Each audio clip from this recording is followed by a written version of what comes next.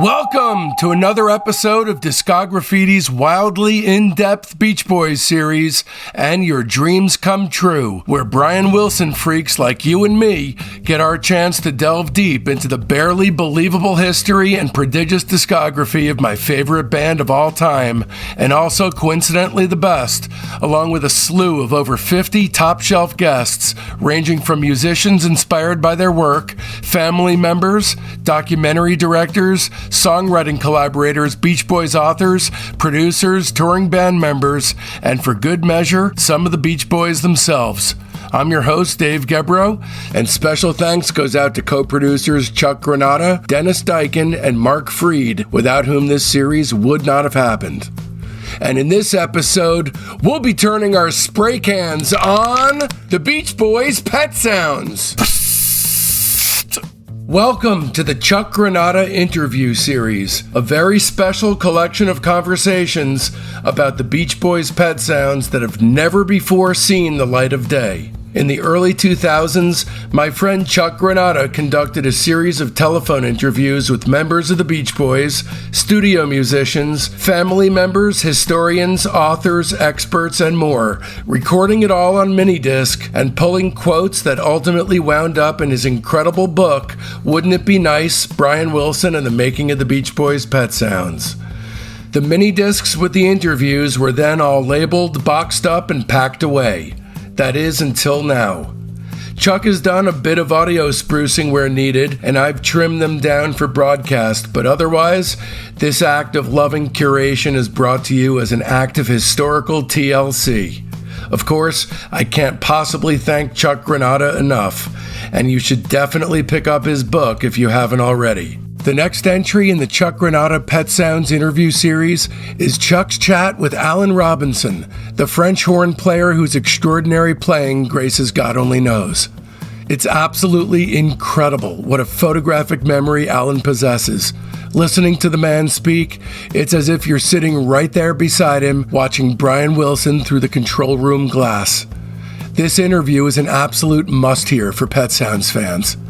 At 21, Alan became the youngest contract member of the 20th Century Fox Orchestra, where he played on films like The King and I, Carousel, and The Sound of Music. In the mid-1960s, he discovered that being a busy session player was more lucrative than symphonic work, which is how he came to be on Pet Sounds. Among his other pop credits are sessions and/or live shows with Frank Sinatra, Peggy Lee, Neil Diamond, Earth, Wind and Fire, The Fifth Dimension, Johnny Mathis, Elton John, and Paul McCartney Wings.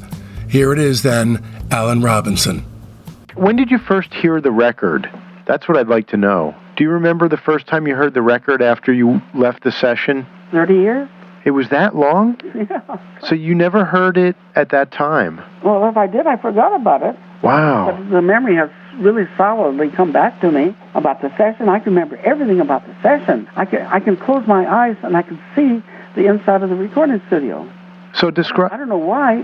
And you know, as I told you before, I was called the last minute. It wasn't something planned for 2 weeks. Right. They said, get down here and play. So can you describe to me, when you close your eyes and you see that recording studio, what do you see? I was sitting by myself with a baffle to my right.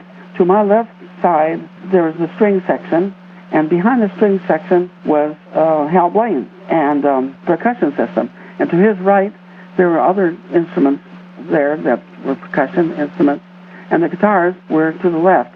When I was looking straight ahead, I would kind of see the end of the percussion section, but at 11 o'clock, there was the control booth. I'm visualizing this. I can remember that, and I don't remember all, I played thousands of sessions, but I don't know why I remember this so well. I can't describe it to you.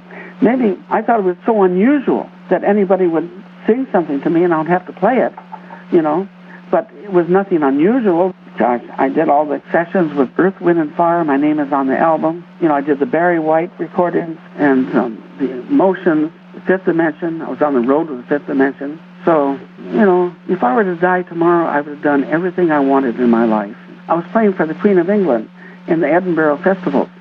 And I had been antique shopping in Scotland all day. I got to the concert I played. And actually, we had a tacit movement in one of the Mahler symphonies. And I have a habit on the stage of relaxing so much, I doze off. And then my brother was playing right next to me. He said, Alan, we got to play the next movement. Come on.